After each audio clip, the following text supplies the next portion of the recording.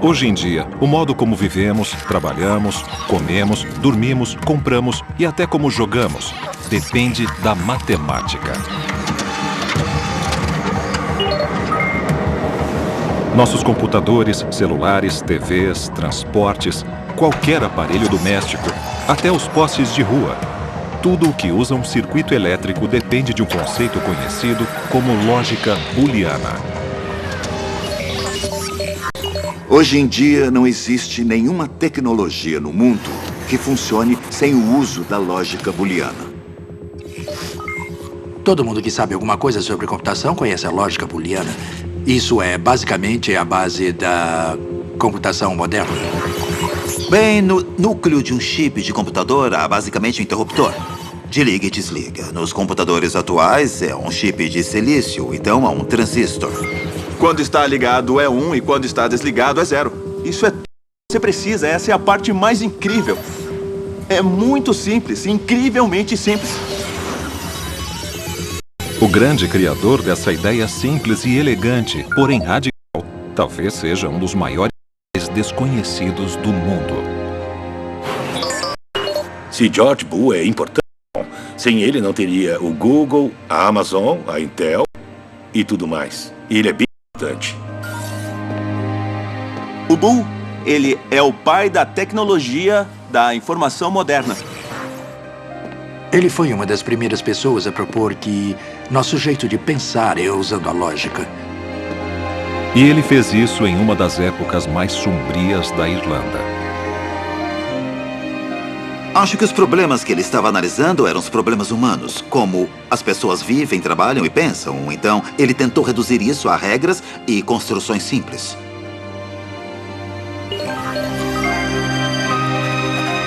Ele até aplicou essa abordagem na pergunta mais antiga da humanidade.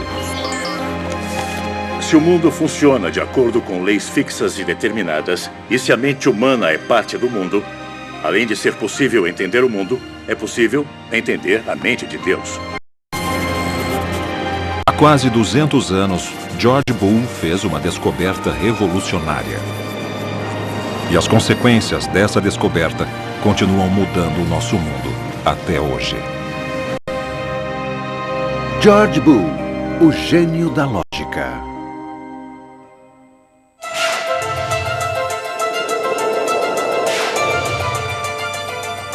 O Tyndall National Institute está no ápice da tecnologia. Tecnologia possível graças às descobertas de George Boole. O que nós estamos fazendo aqui, e vários grupos pelo mundo estão tentando fazer conosco, é tentar deixar a computação mais rápida e eficiente. Nós queremos que a informação seja transformada de uma maneira mais eficiente e de uma maneira mais segura também. Universidade Integrada de Cork. Baseado no legado de Boole em Cork, o Dr. Emanuel Pellucci é parte de uma equipe mundial que tenta alcançar uma nova era tecnológica. Com um ramo avançado da ciência conhecido como computação quântica. Não tem muitos lugares onde você precisa estar mais limpo para trabalhar que quando sai de casa, mas aqui nós precisamos estar extremamente limpos.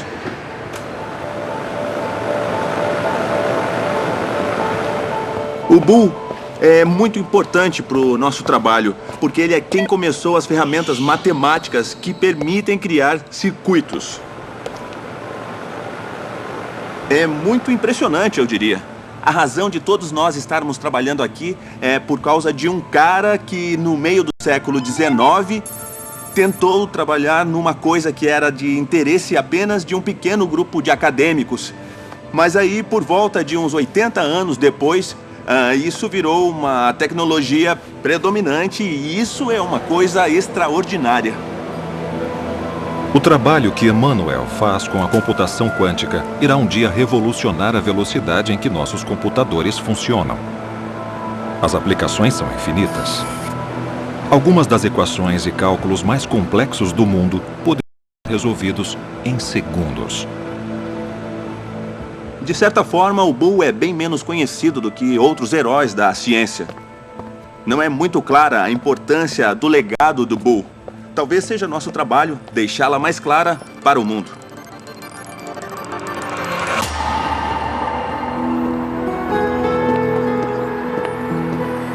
Todos os dias, Emmanuel passa pela casa de George Boole a caminho do trabalho.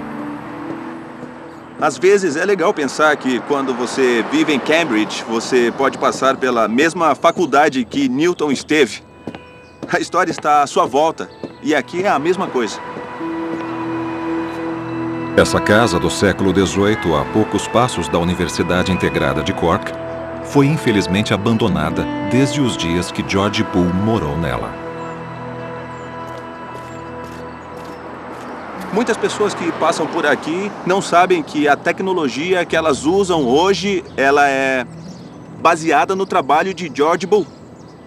É uma pena. Eu acho que essa casa deveria mostrar que George Boole deu uma importante contribuição ao mundo todo, né? Este ano, em reconhecimento à importância de Boole, a Universidade de Cork e a Câmara Municipal da cidade estão finalmente restaurando essa casa.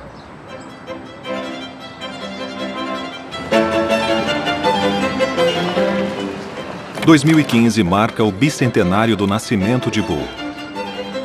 E a universidade faz de tudo para comemorar esse evento. Oh, olha só, não tinha visto isso ainda. Nunca tinha ouvido sobre ele. Mesmo quando eu estudei aqui nos anos 70, eu passei 6 anos aqui no campus. E eu acho que não ouvi sobre George Boole uma vez durante todo esse tempo. Estamos usando todos os veículos possíveis para espalhar essa mensagem. Ao longo do ano, teremos uma série de eventos comemorativos. Teremos uma série de palestras, uma série de conferências, teremos a colaboração do Instituto de Tecnologia de Massachusetts, exposições pelo mundo todo, a publicação de uma biografia e o projeto genealógico para saber quem ele foi, quem foram seus ancestrais e em que eles contribuíram para o mundo. É um grande programa. Oi, George, como vai? Carne e osso. Oi. É um prazer conhecer você. O prazer é todo meu. Todo dia, às 3 horas, temos um tour por aqui. Ele deve ser o nosso guia vestido a caráter. Conheci o Boole quando comecei a frequentar esse campus. Porque entre as várias coisas que me contaram, disseram que esse era o campus em que George Boole trabalhou. Aí minha pergunta foi, quem é George Boole? Não estamos vendendo o Boole. Estamos compartilhando sua história. E fazemos isso porque gênios merecem ser reconhecidos. Ainda mais quando esses gênios tiveram um grande impacto na vida de cada pessoa do planeta. Essa é a história de como um homem iniciou uma nova era na história da humanidade. Ele realmente não é muito conhecido. Eu fiz um teste uns 18 meses atrás. Eu pesquisei por Darwin e encontrei 60 milhões de resultados. Eu pesquisei por Albert Einstein e achei algo em torno de 88 milhões. Depois eu pesquisei por George Boole e, se não me engano, eu achei uns 400 mil resultados. O legado de George Boole é muito importante para qualquer pessoa que considere o mundo digital fundamental para sua vida. Sem o George Boole, a vida seria bem diferente para todos nós.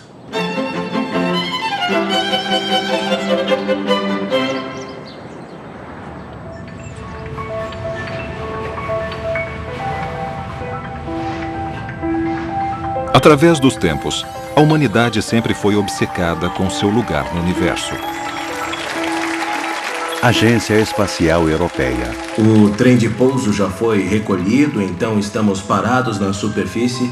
A fila está se comunicando conosco sem problemas. Em 2014, a Agência Espacial Europeia pousou com sucesso uma sonda em um cometa no quadrante X.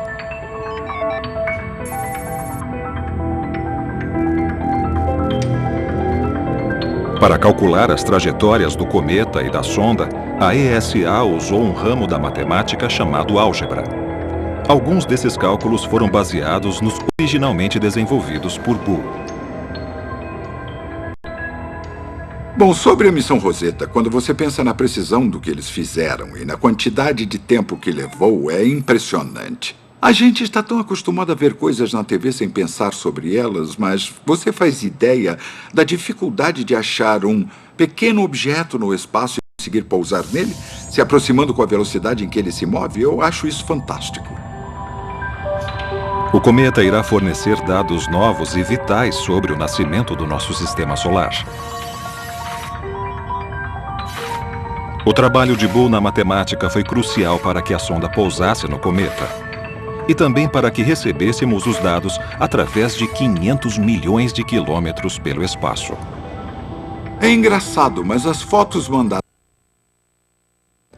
são linhas infinitas de uns e zeros booleanos. Quando elas chegam na Terra, elas são transformadas em fotos. Mas, a princípio, são apenas uns e zeros que recebemos do espaço.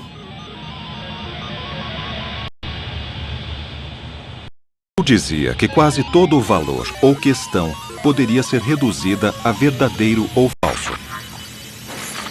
Uma simplificação do nosso mundo em uma declaração básica, sim ou não.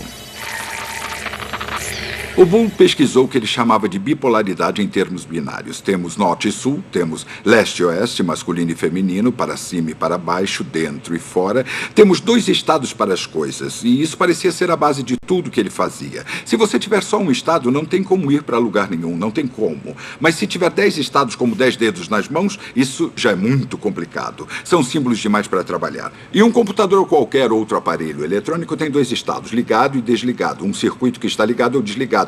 1 é para ligado e 0 para desligado. E é tudo a simples combinação disso. Diferentemente da maioria dos grandes cientistas de sua época, George Boole não teve um passado privilegiado. Talvez seja por isso que ele tenha escolhido uma universidade integrada nova na costa sul da Irlanda. Um país que estava devastado por revoltas políticas e sociais. Então, como esse modesto jovem criou as fundações para o mundo digital?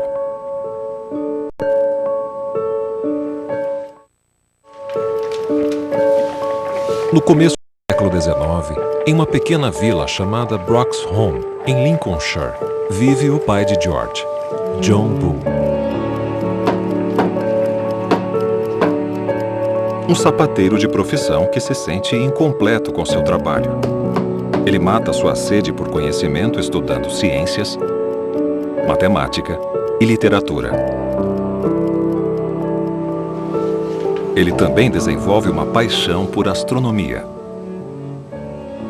Eu acho que a coisa mais extraordinária era que um sapateiro sabia ler e escrever, porque não se esqueçam que a alfabetização universal é um fenômeno do século XX. A maioria das crianças não ia para a escola e as que iam não recebiam tanto conhecimento assim. George herdou de seu pai o apetite por conhecimento, para entender o nosso lugar no universo. George Boole e seu pai construíram os próprios telescópios e eles convidavam os vizinhos para ver as maravilhas dos céus, mas só se eles olhassem para os céus da maneira certa e adorassem Deus. Ele estava colocando suas crenças em ação. Acho que o pai dele era um cientista frustrado. Queria ter sido um cientista, mas como George, ele não teve educação formal. E ele não estava em posição. Tinha uma família, 4 filhos e esposa para sustentar. Então não estava em posição para seguir o seu amor pela ciência. Enquanto luta para manter seu negócio em pé, o pai de George dedica cada momento possível para apoiar e encorajar o talento do seu filho prodígio.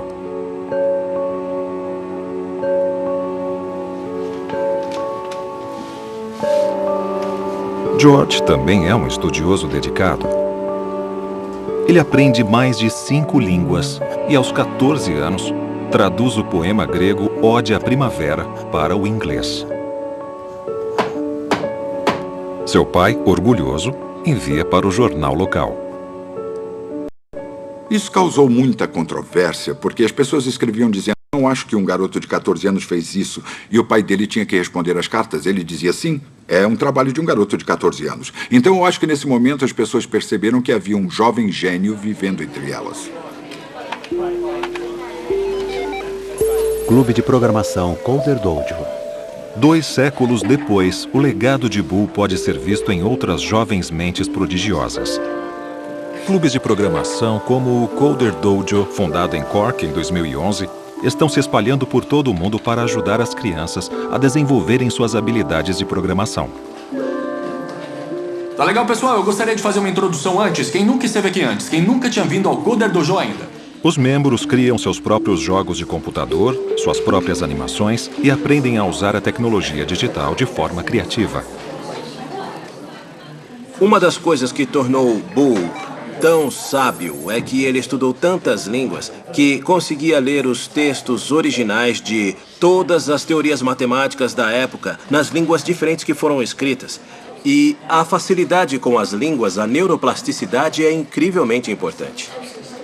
Conforme essas crianças aprendem mais línguas, elas se tornam mais fluentes cada vez mais e elas pensam com mais sabedoria. Sabe, os melhores programadores são poetas. Eles combinam criatividade e economia de palavras na linguagem.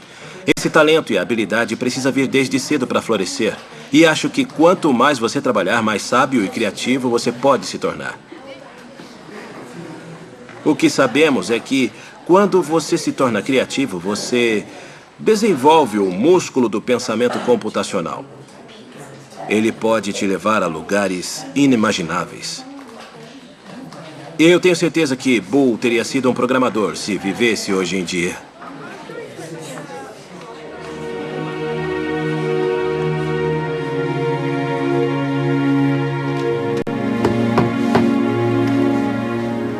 John Boo, talvez distraído por sua busca intelectual, perdeu seu negócio.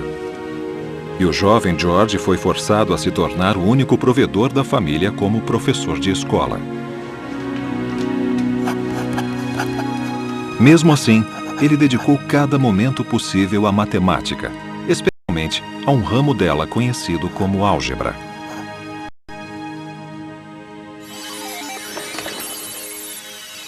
Todo aluno do colegial nos Estados Unidos quer fazer um curso de AutoCAD, mas temos esse cara que nunca foi para a escola de verdade e inventou coisas nela. Eu penso se quando meus filhos forem para o colegial, se eu vou ter que reaprender. É difícil, não é intuitivo, não é uma coisa que você vê e mexe todos os dias, é uma coisa muito acadêmica.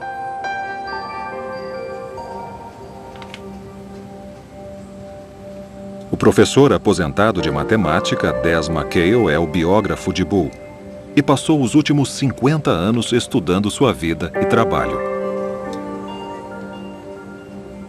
A equação de Boo era x² é igual a x. Eu estou olhando a equação que é x⁻⁷ é igual a x. Eu estou procurando provas nos resultados que comprovem isso.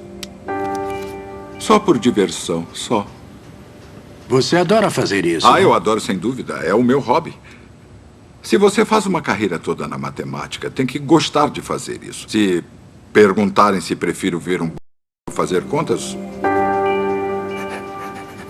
A matemática é uma ciência experimental e você joga 95% do que faz no lixo para ser reciclado. Mas os 5% que sobram são bons. É como procurar ouro. É como um jogo, eu diria, como um jogo de computador em que você aperta os botões e sabe o que fazer. Isso é a mesma essência do que Boo fez.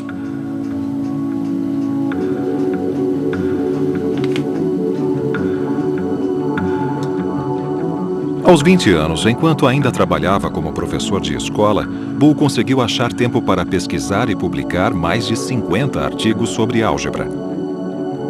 Um deles ganhou uma medalha de ouro da Royal Society de Londres.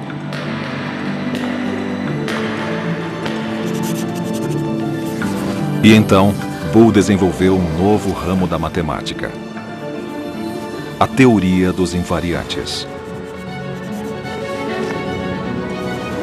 A teoria dos invariantes levantava uma questão. Se você tiver um objeto na matemática e fizer uma transformação matemática nesse objeto, o que permanece igual e o que muda? Um exemplo básico disso seria, se você tiver um círculo, pegar o seu centro e rodar o círculo, todos os pontos na circunferência do círculo se movem, mas o centro continua o mesmo. Isso é uma invariante dessa transformação. Conseguir inventar uma área totalmente nova da matemática é uma coisa muito impressionante. Ainda mais para um rapaz de, digamos, 25 anos que era autodidata em matemática. Então, se pararmos para pensar, é inacreditável que ele tenha feito isso. Ele era um gênio da matemática. Ele era uma dessas pessoas que tem muita curiosidade e uma capacidade fenomenal de aprender. Além disso, uma curiosidade e habilidade de inventar, porque muito do que ele fez foi inventar. Ele descobriu e inventou novas linguagens que podem descrever as coisas de forma matemática. A teoria dos invariantes não foi muito apreciada durante a vida de Boole. Mas 70 anos depois, Albert Einstein a usou para desenvolver sua própria teoria. Ela também se tornou importante na física, porque nela você questiona o que continua igual. Qual a grande invariante na física? E é C, que é a velocidade da luz. Sem o trabalho de Boole sobre invariantes, a teoria da relatividade de Einstein poderia nunca ter sido descoberta. Eu acho que ele investigou e fez descobertas na área da teoria dos invariantes. É uma linha muito importante da matemática que tem ligação com alguns trabalhos feitos na área da relatividade e da física atômica. Então temos uma pessoa brincando nessa área, criando uma linguagem que ajuda a descrever as coisas e que depois é usada em outro lugar. Condenado a ser o único provedor de seus pais, irmã e 2 irmãos mais novos com um modesto salário de professor. A expectativa de melhorar sua situação com uma formação universitária parecia fora do alcance. Custava muito dinheiro conseguir uma formação acadêmica no século XIX. Ele não tinha esse dinheiro, e mesmo se tivesse, ele não conseguiria, pois tinha que sustentar sua família ao mesmo tempo. Mas graças ao prêmio que ganhou da Royal Society, o trabalho de Boole começou a ser reconhecido.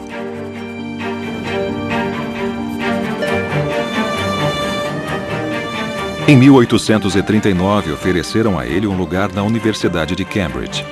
Mas havia um problema. George Boole era um forasteiro acadêmico e também um forasteiro social. Sabe, você não se mistura com a alta classe, a menos que tenha muito dinheiro.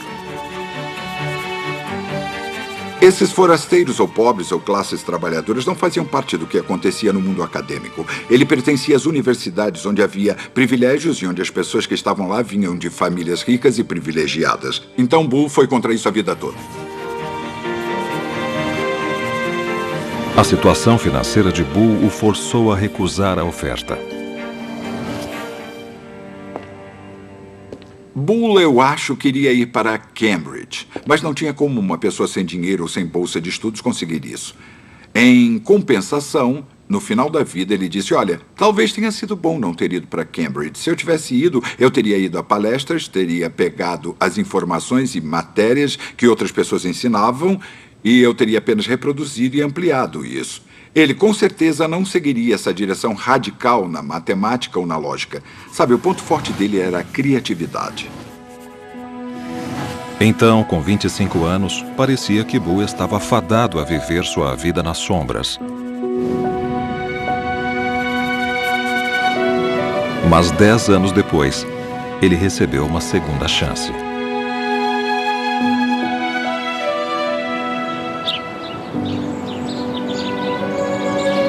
Em 1849, uma nova universidade integrada foi aberta em Cork. Essa universidade procurava professores. Boole decidiu se candidatar. Já que não tinha nenhuma qualificação acadêmica, ele pediu cartas de recomendação para alguns dos membros mais importantes da comunidade científica.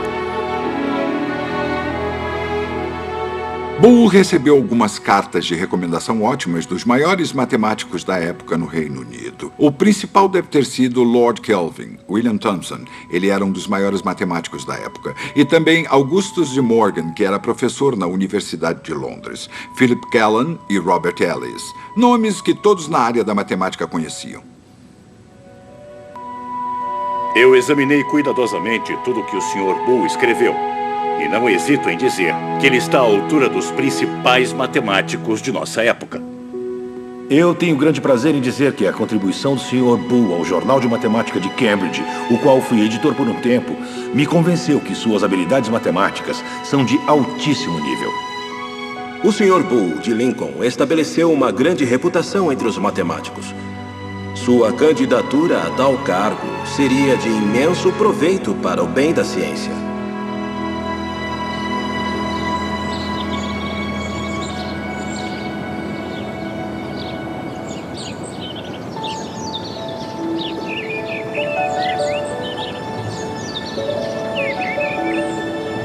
No outono de 1849, um homem com aparência ainda jovem pisou na Universidade Integrada de Cork pela primeira vez.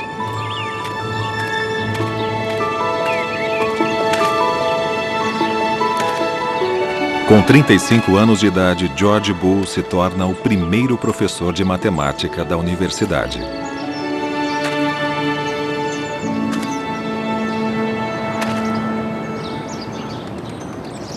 Ele devia vir pela avenida e entrar por aquele arco. As salas de aula ficavam daquele lado e o escritório dele ficava por ali. Não podemos negar que em 1849 a Irlanda não era um lugar atraente para vir trabalhar. E o Boole veio para cá sem nenhuma formação acadêmica, mas ele tinha sua medalha de ouro da Royal Society e ele tinha cartas de recomendação maravilhosas de alguns dos melhores matemáticos da Europa. Então eu acredito que muita gente enxergou nele uma capacidade de contribuir exclusivamente ao intelecto da universidade e também em uma disciplina crítica para o desenvolvimento econômico e social.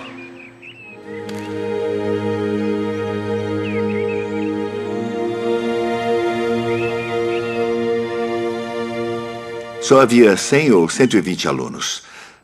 E, nessa época, apenas 20 professores haviam sido contratados. Então, ele estava chegando em uma cidade pequena, com problemas econômicos e sociais, para uma instituição totalmente nova, sem nenhuma reputação. E em uma comunidade muito pequena de estudiosos. Eu acho que isso foi perfeito para o Boole por vários motivos. O principal é que era um trabalho com o salário que ele precisava, principalmente para poder sustentar sua família, que estava em Lincoln. Talvez isso também tenha dado a oportunidade para ele se tornar um peixe grande entre os outros. E talvez por causa da escala menor, isso tenha dado mais tempo para ele refletir, diferente de como seria em uma grande universidade renomada. Tive sorte de herdar o título dele como professor adjunto de matemática. Eu não sou digno disso, mas é muito bom poder dizer que eu tenho o mesmo título que George Boole teve. Boole teve acesso a uma biblioteca completa, estimulando pesquisas ao alcance de seus dedos.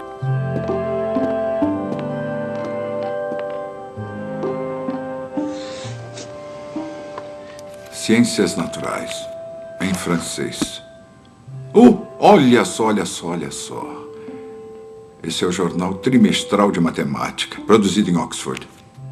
Esse é o primeiro volume, o volume 1. Deve ter encomendado assim que saiu. 1861, ainda é válido. Essa matemática é válida. Olha, ele tem imagens lindas aqui, imagens lindas de curvas. Essas imagens eram muito bem feitas. Ele achou que valia a pena encomendar para a biblioteca. E, claro, após ele usar esse material, ficaria disponível aqui para que os alunos pudessem ler. Muito bom. Esses livros todos com certeza foram usados por ele. Isso mostra que a universidade estava bem abastecida de material de pesquisa.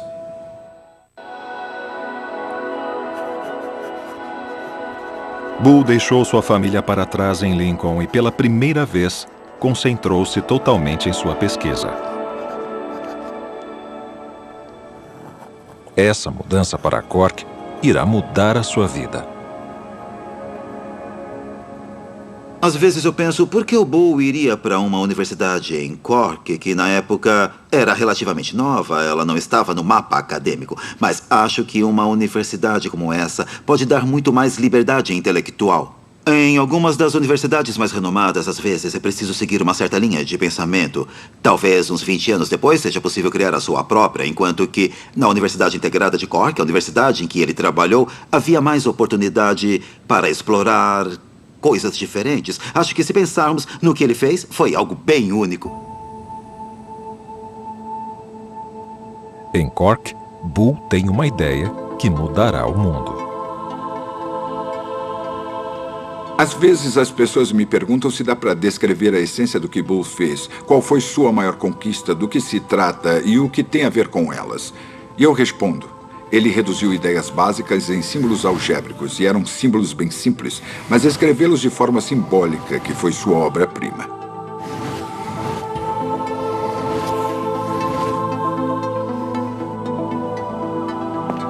A lógica booleana agora parece uma ideia óbvia, mas é preciso um gênio para achar uma ideia óbvia. O Newton é considerado um gênio por causa da história da maçã. Ele viu a maçã cair da árvore e se perguntou o que fazia ela cair. Maçãs caem de árvores há milhares de anos, mas ninguém havia se perguntado, espera aí, por que essa maçã caiu ou como funciona a força da gravidade? Então eu acho que é preciso ser um gênio para olhar uma coisa tão óbvia e se questionar sobre ela. Então, como a mente de um gênio funciona? Para Bull, o processo de descoberta é desencadeado por sua nova vida e pelas circunstâncias em que se encontra.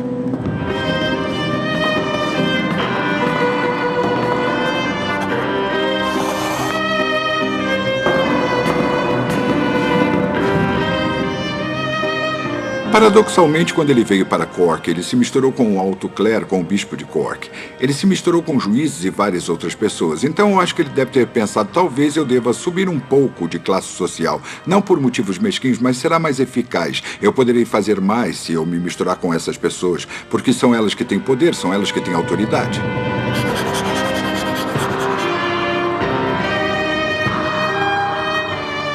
Mas, mesmo se misturando com uma classe social mais alta, Bull não se sente confortável. Ainda mais com o que está acontecendo do lado de fora da universidade. A Irlanda, em 1849, era um país em estado de calamidade. A praga da batata reduziu a população em 2/5. Acredita-se que mais de 1 milhão de pessoas morreram e muitos mais emigraram. O condado de Cork, em especial, foi um dos mais afetados. As condições sociais na cidade eram muito ruins nessa época. Havia problemas significativos sociais, econômicos e também de saúde. Na verdade, nesse ano, a Rainha Vitória foi visitar Cork com a intenção de inaugurar a universidade, mas ela não conseguiu chegar ao campus por causa da cólera. Como alguém que conhece a pobreza, Bull simpatizou com as vítimas dessa crise. Em uma carta para sua irmã, Mary Ann, ele deixa claro seus sentimentos. Por todo o país só se vê miséria absoluta. Nada além de campos cheios de ervas daninhas, vastos brejos desolados e pouquíssimas cabanas. Eu nunca vi nada assim. É impossível aliviar essa miséria com esforços privados. Essa visão é de partir o coração.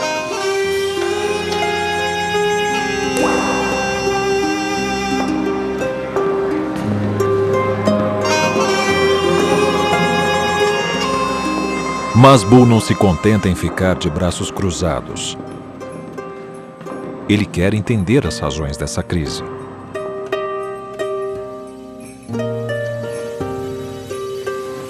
E George Bull viveu na Irlanda numa época de tensão e aflição.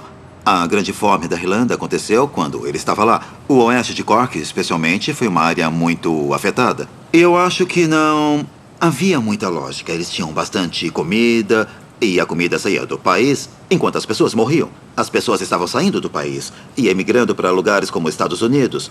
E ainda havia peixes nos mares, peixes nos rios, milho nos campos. Então não havia lógica. Tentar estabelecer as causas da grande fome da Irlanda é a primeira coisa que estimula o processo de descoberta de Bull. A segunda surge com o seu domínio em diversas línguas diferentes. Quando você tenta aprender línguas diferentes, você tenta procurar padrões e coisas que sejam comuns entre as línguas. Porque isso ajuda a aprender mais rápido. Então, eu acho que isso permitiu que ele chegasse na raiz do que é comum entre uma linguagem e também o que é comum entre um pensamento lógico.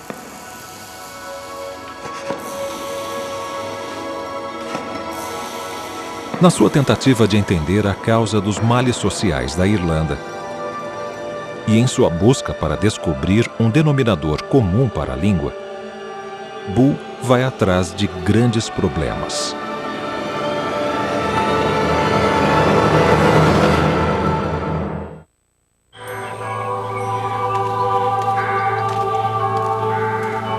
Nada se compara à terceira e maior tarefa na qual Bull embarca: provar a existência de Deus.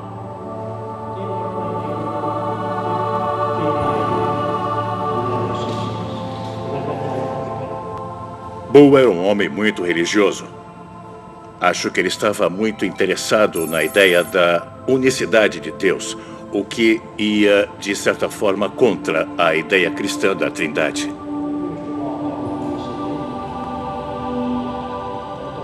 A originalidade do pensamento de Bull é mais evidente em sua abordagem religiosa, que deliberadamente não se limita a uma única visão.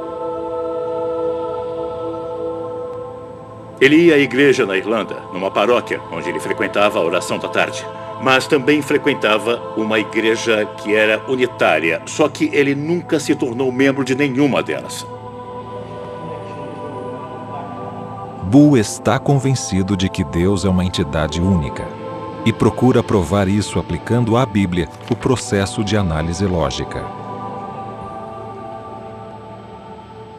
Bull suspeitava de qualquer doutrinamento escrito e de qualquer forma de religião que fosse organizada. A motivação religiosa de Bull era remover todas as camadas de interpretação e chegar na religião pura, na unicidade de Deus, na religião pura, livre de interpretações. O Dr. Mark Hocknell está na Royal Society de Londres para olhar os arquivos de Bull. Aqui temos algumas notas com a caligrafia de Bull. O título é A Origem do Mal. Para um filósofo religioso, isso é muito interessante. Ele começa com 4 ideias lógicas, 4 premissas. Ele diz: se Deus é onipotente, todas as coisas devem acontecer de acordo com sua vontade e vice-versa. Na segunda, ele diz: se Deus é absolutamente bom e tudo acontece de acordo com sua vontade, o mal absoluto simplesmente não existe. E na terceira premissa, se Deus é onipotente e sua benevolência é o único princípio de sua conduta, então a dor não poderia existir. E só existiria como um instrumento de Deus. A quarta premissa é que a dor não existe. E depois, no resto dessas notas, ele submete essas 4 premissas a uma rigorosa análise lógica. E dá para sentir que ele estava pensando enquanto escrevia. Isso ainda é um pensamento bruto. Dá para ver que ele riscava algumas partes que achava que tinha errado e reescrevia. Então, isso é um vislumbre da mente de Bull. Estamos vendo os pensamentos existentes de sua mente sendo passados para um papel enquanto eles surgem. Isso é muito empolgante. Ele chega a uma conclusão apenas manipulando os símbolos que ele codificou. Ele trata o problema como se fosse um problema de lógica ou como um problema de matemática. Ele combina os símbolos de várias formas diferentes. Ele soma, subtrai, multiplica. Então, quando combinações de símbolos se mostram equivalentes, ele as elimina da equação e acaba ficando com os símbolos que dizem que o mal absoluto não existe e a dor é um instrumento de Deus. Se você entender o mundo, se o mundo for racional e ele funcionar de acordo com leis fixas e determinadas, e se a mente humana faz parte do mundo, então ela funciona de acordo com essas leis fixas e determinadas. Assim, além de ser possível entender o mundo, é possível entender a mente de Deus. Bull nunca provou a existência de Deus. Mas as tentativas acabaram levando à sua maior descoberta. As pessoas têm essa concepção equivocada de que a ciência tem que provar as coisas. Na verdade, é exatamente o contrário. Você tem uma hipótese e daí você tenta refutá-la, você tenta desmenti-la. E é isso que a ciência tem que fazer. Mas acho que isso mostra sua curiosidade. Ele procurava grandes problemas, coisas complexas que as pessoas debatem e também discutem, e tentava criar uma ordem simples para eles. George Boole se casa com a educadora Mary Everest, sobrinha do chefe de pesquisas da Índia, que coloca o nome dele na montanha mais alta do mundo. Eles têm 5 filhas, todas com talento para a matemática, química e literatura. Em 1854, Boole publica sua obra-prima, As Leis do Pensamento. Essa obra viria a ser sua maior conquista. Mas levaria 80 anos para que sua pesquisa fosse aplicada.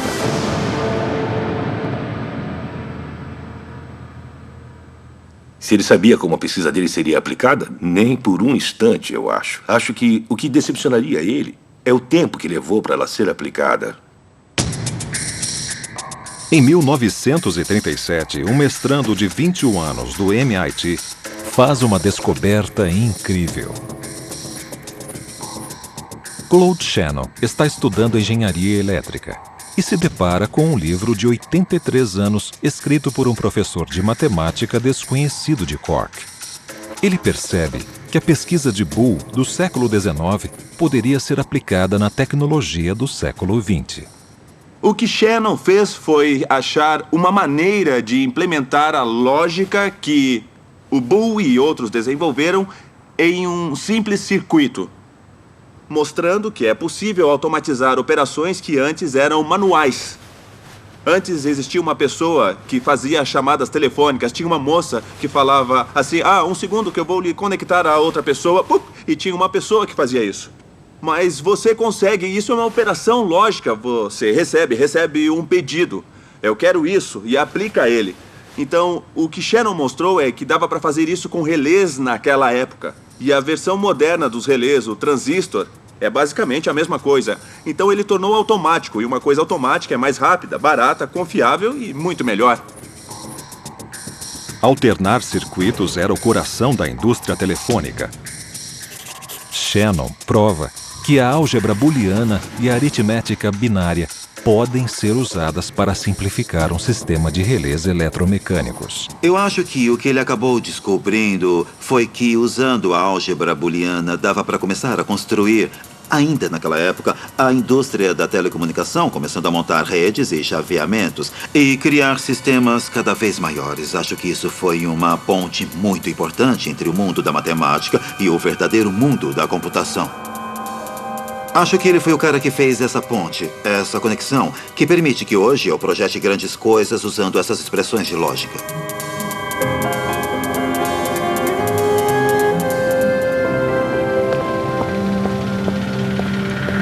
No último século, empresas como a Intel tiveram avanços incríveis em relação aos circuitos eletrônicos.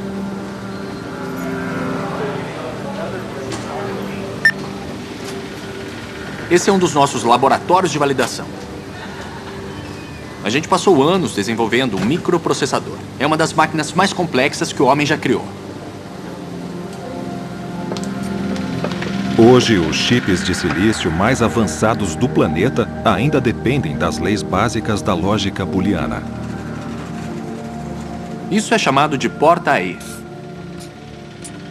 Tá bom? Nós temos uma entrada ou 2 entradas e uma saída.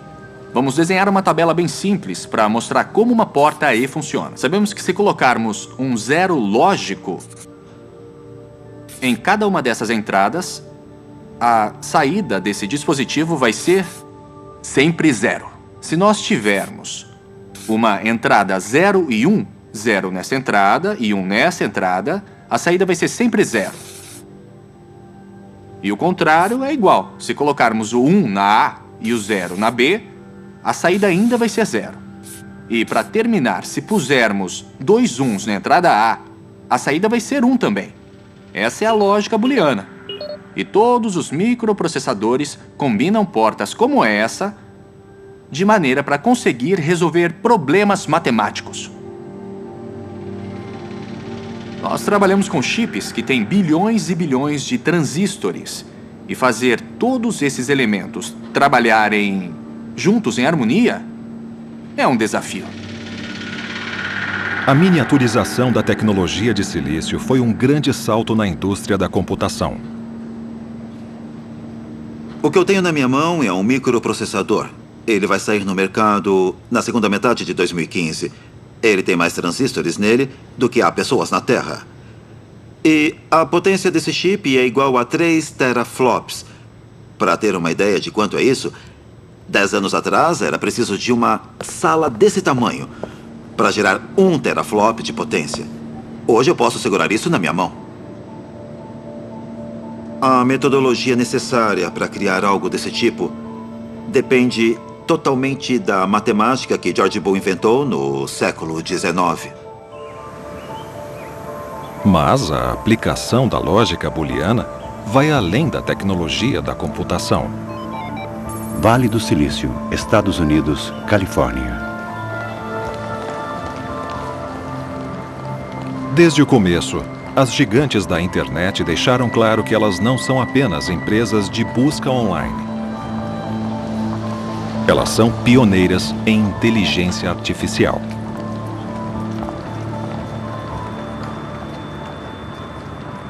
Quando fazemos uma pesquisa no Google, a maioria das pessoas só está interessada em achar documentos que tenham todas as palavras que elas escreveram.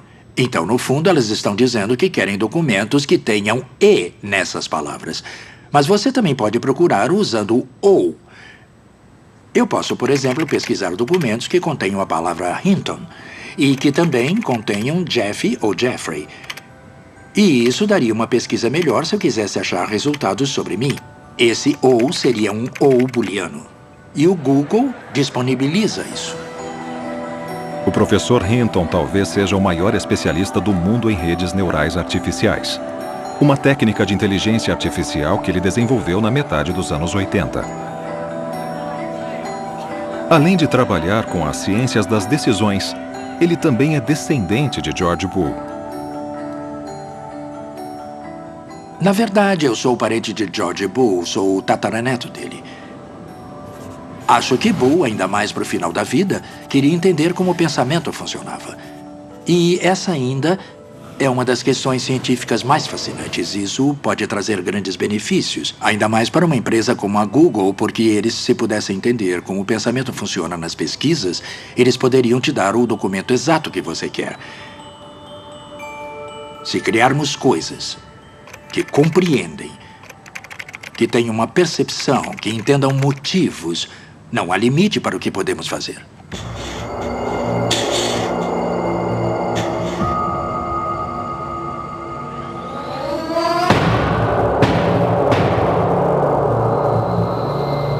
Entender como a mente humana funciona e como tomamos decisões é uma indústria de trilhões de dólares. A inteligência artificial é o ápice do legado de Boole na era digital. O Boole estava interessado no processo de decisões e tentava entender como as decisões eram tomadas. E nós ainda estamos perseverando atrás dessa mesma questão.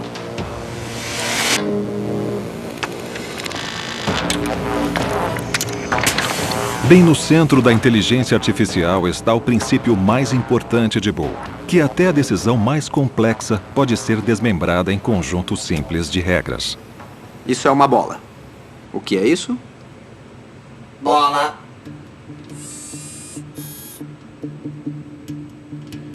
Esse robô foi projetado para aprender do mesmo jeito que uma criança. Isso é um trator. Onde o trator está? Nós usamos o iCub para replicar uma grande variedade de experiências psicológicas infantis. Não, esse daí é o copo. E a gente espera que, quando acertar, a gente consiga dados que batam com o que as crianças fazem e como elas aprendem. Numa rede neural, nós temos vários neurônios, assim como o nosso cérebro. E no computador nós simulamos isso. Então temos vários neurônios artificiais nas nossas redes neurais. Essas conexões formam caminhos pelo sistema. Então, quanto mais um caminho é usado, mais largo ele fica. Assim a gente consegue ver o que é ativado. Onde está o trator? Onde está o trator?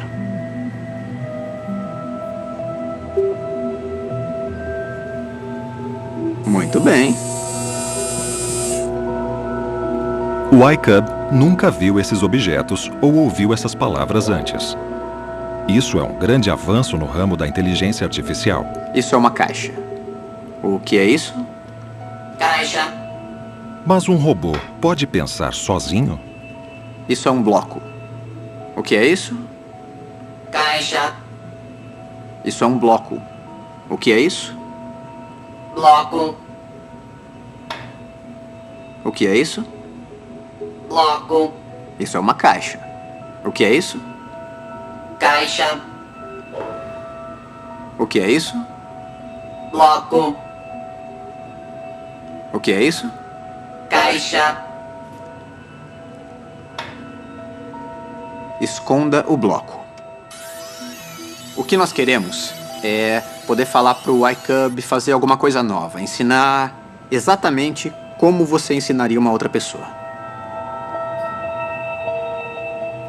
Nós podemos ensinar ao iCub novas habilidades e novas tarefas, sem reprogramá-lo, sem criar um novo conjunto de regras no qual essas decisões serão tomadas. Apenas fornecendo o tipo certo de experiência, interagindo e falando com ele. Muito bem, iCub. Isso é tomar uma decisão. Parece um teste muito simples. Colocar um copo sobre um bloco. Mas as implicações disso são incríveis. Não vai demorar para que o inimaginável se torne imaginável. E tudo graças ao trabalho de George Boole.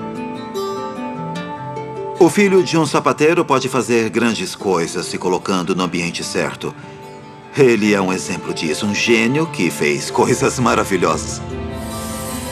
Sem o trabalho dele na álgebra, projetos dessa magnitude nunca seriam nem pensados.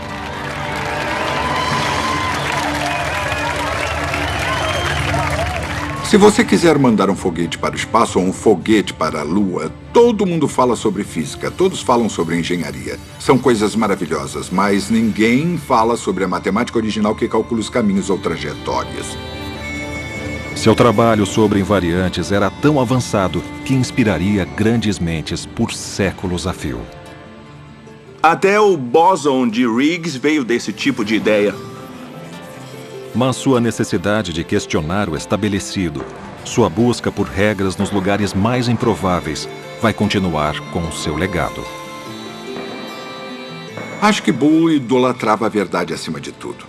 Não importa quem dissesse algo ou quanto a pessoa fosse famosa. A verdade do material apresentado por elas era o que importava. De várias maneiras, as ideias mais simples são as melhores. E isso é uma ideia que percorre não só a matemática, mas também a história da ciência. Se Boole levou a gente da era industrial para a era digital, é muito provável. Eu acho que não era a intenção dele fazer isso, é claro. Mas através do trabalho de pessoas que o seguiram e que usaram suas ideias, nós fomos da era industrial, uma era mecânica, por assim dizer, para a era digital.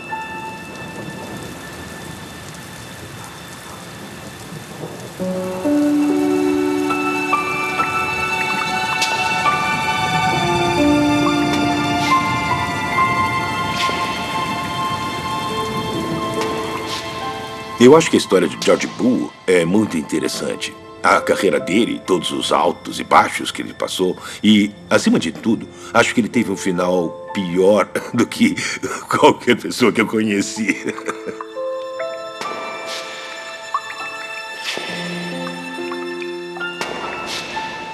Ele veio dar aula em algumas dessas salas numa manhã de 1864. Em novembro.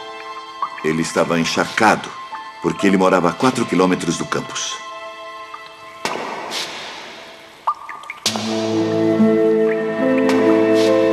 Ele deu aula o dia todo com as roupas molhadas e quando ele voltou para casa, teve uma pneumonia.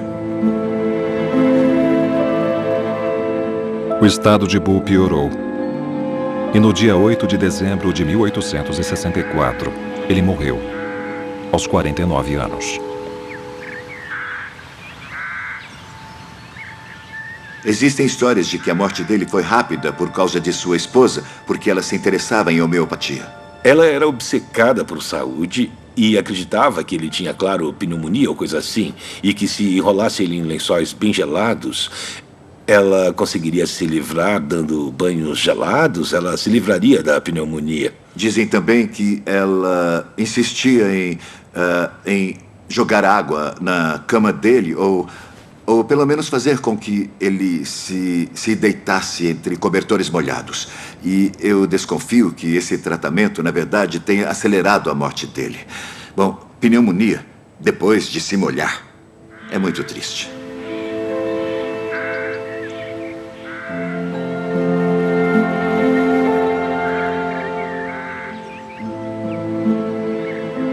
Mary Everest Bull e suas 5 filhas continuaram a honrar sua memória pelo resto de suas vidas. Seu memorial não poderia ser num lugar melhor. A Universidade Integrada de Cork. Esse é o vitral do Bull na ala leste da Universidade Integrada de Cork. Bull está no centro, ali embaixo, escrevendo um livro. Ele está cercado por pessoas famosas. Temos Pascal, Leibniz, inventor da álgebra, e temos o Copérnico para representar a astronomia ali do lado e o Galileu. Dá para ver Arquimedes com um transferidor na mão. E é claro, Newton aqui. Temos os matemáticos ingleses aqui, Newton, Napier e Bacon. Eles foram os verdadeiros inventores da álgebra, Newton e Leibniz, e o Bull foi um grande seguidor da álgebra. Temos aqui algumas das pessoas mais famosas da história. Esse é um vitral fantástico. Ele com certeza foi escolhido por alguém que conhecia Bull, o seu passado e as pessoas que eram importantes para ele. O trabalho de Bull foi irrelevante na sua época e foi irrelevante por quase um século. Não dá para prever o resultado ou o impacto de uma pesquisa. Nós sempre temos que apoiar pensamentos novos e a curiosidade de pesquisar. Ou podemos correr o risco de eliminar os Bulls das nossas universidades de hoje. O mundo digital está claramente na sua infância e acho que indústrias nesse estágio de desenvolvimento na infância têm dificuldade em olhar para trás e, sabe, investigar de onde que foi que elas vieram. Isso meio que não é o problema.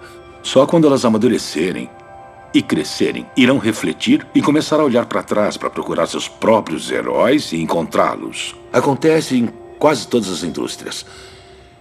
Uma hora o mundo digital, sem dúvida, vai começar a olhar para esses heróis e descobrir que George Bull não foi só um herói, foi talvez o herói. Versão brasileira, Vox Mundi.